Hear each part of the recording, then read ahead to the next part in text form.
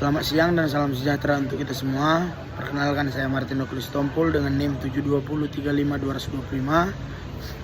Di kesempatan kali ini atau di video kali ini saya akan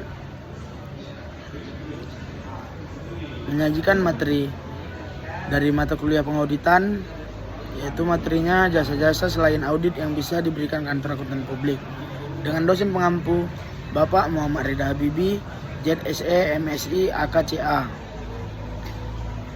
Adapun penyusun materi ini terdiri dari saya sendiri sebagai penyaji materi, Martin Nuklis Tompul, dan ada teman sekelompok saya, Adri Aisyah, Ahmad Frans Karel, Fadila Putri, Benediktus Purba, Kristi Sibarani.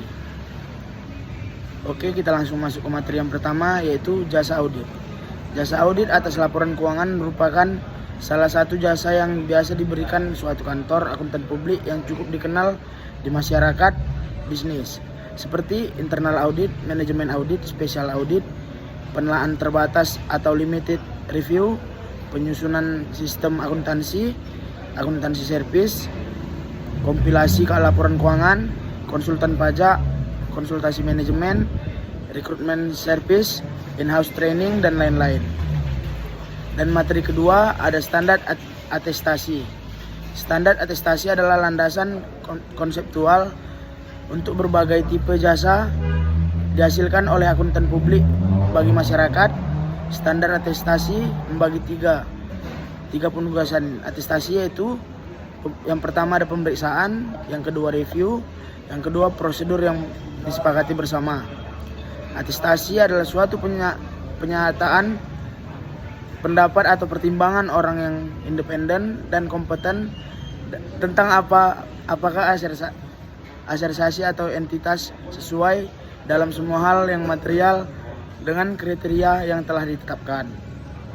Standar atestasi terdiri atas yang pertama standar umum, yang kedua standar pekerjaan lapangan, yang ketiga standar pelaporan.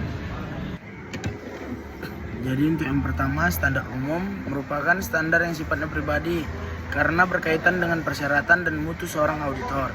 Standar ini terdiri dari 3 bagian, yaitu auditor harus memiliki pelatihan teknis dan kecakapan yang memadai untuk melaksanakan audit. Yang kedua, standar pekerjaan lapangan. Standar pekerjaan yang merupakan salah satu dari 3 standar auditing yang berlaku umum. Standar ini sangat berperan penting dalam suksesnya proses audit yang dijalankan hingga dapatnya hasil temuan audit.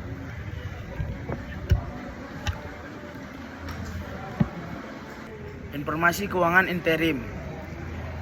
PSAT nomor 1 tahun 2022 memberikan pedoman mengenai sifat, saat, dan luas prosedur yang harus ditetapkan oleh akuntan publik dalam melakukan review atas informasi keuangan interim. Tujuan review informasi keuangan interim adalah memberikan dasar bagi akuntan publik dalam melaporkan apakah perlu dilakukan modifikasi material atas informasi tersebut agar sesuai dengan prinsip akuntansi yang berlaku umum di Indonesia. Prosedur yang harus ditetapkan oleh akuntan publik yaitu meminta keterangan mengenai pengendalian intern dan perubahan signifikan. Yang kedua, menerapkan prosedur analisis atas informasi keuangan interim. Yang ketiga, membaca notulen rapat pemegang saham.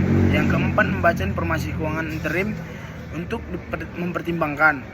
Yang kelima, menanyakan keadaan pejabat perusahaan yang bertanggung jawab atas masalah keuangan dan akuntansi. Standar jasa akuntansi dan review. PSAR nomor 1 merupakan pedoman bagi akuntan mengenai standar dan prosedur yang digunakan untuk penugasan komplikasi dan review atas laporan keuangan satuan usaha non-publik. PSAR tersebut telah diupdate dalam SPAP tahun 2011. PSAR nomor 1 mendefinisikan komplikasi laporan keuangan dan review atas laporan keuangan, yaitu yang pertama komplikasi laporan keuangan, yang kedua review atas laporan keuangan. Laporan keuangan dikompilasi tanpa audit atau review oleh akuntan harus disertai dengan suatu laporan akuntan yang menyatakan bahwa yang pertama, kompilasi telah dilakukan sesuai dengan standar jasa akuntansi dan review. Yang kedua, komplikasi terbatas pada penyajian informasi dalam bentuk laporan keuangan yang merupakan representasi manajemen atau pemilik. Yang ketiga, laporan keuangan tidak diaudit atau direview.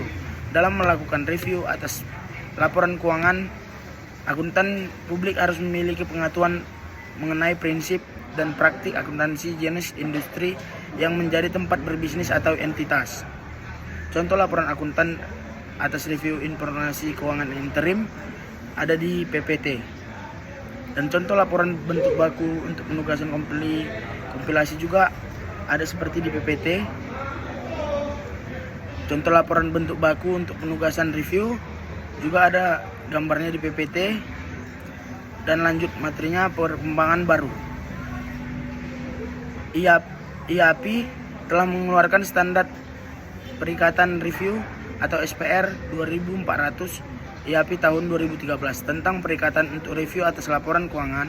Uang berlaku efektif untuk review atas laporan keuangan untuk periode yang dimulai pada atau setelah tanggal 1 Januari 2013 dan 1 Januari 2014. Untuk entitas selain amendment, tujuan suatu review atas laporan keuangan adalah memungkinkan seorang praktisi menyatakan apakah atas dasar prosedur yang tidak menyediakan semua bukti sebagaimana disyaratkan dalam suatu audit.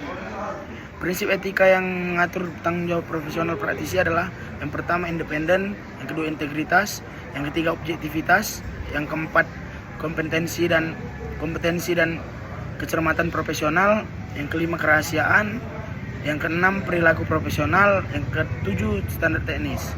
Contoh surat perikatan untuk suatu review atas laporan keuangan ada di PPT, gambarnya ada di PPT.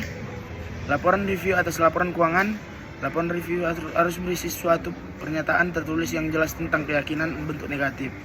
Praktisi harus menilai apakah terdapat informasi yang diperoleh selama review mengindikasikan bahwa kerangka laporan keuangan yang berlaku. Bentuk laporan review tanpa modifikasi, contohnya seperti gambar yang ada di PPT. Bentuk laporan review selain tanpa pengecualian untuk penyimpangan dari standar akuntansi keuangan, contohnya seperti gambar juga yang ada di PPT. Laporan tidak wajar untuk penyimpangan dari standar akuntansi keuangan, juga ada contohnya seperti di gambar PPT. Dan lanjut materinya, Order Assurance Service.